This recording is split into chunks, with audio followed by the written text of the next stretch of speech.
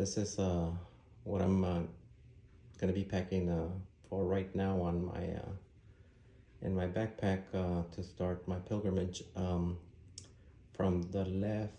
top left to the right, and then downwards. I have a day pack, then some sunglasses, my AirPods, a charger for my phone,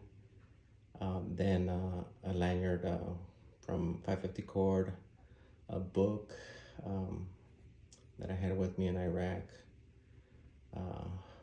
and then also a solar charger for my phone and other items that I might need charging, a walking pole, my toiletries, a water bottle, then here on the left a windbreaker jacket, 6 pairs of socks, my boots, then some shorts, t-shirts, sleeping bag, my backpack, and then my little one-man tent.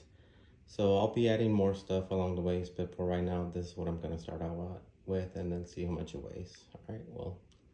we'll see how it goes.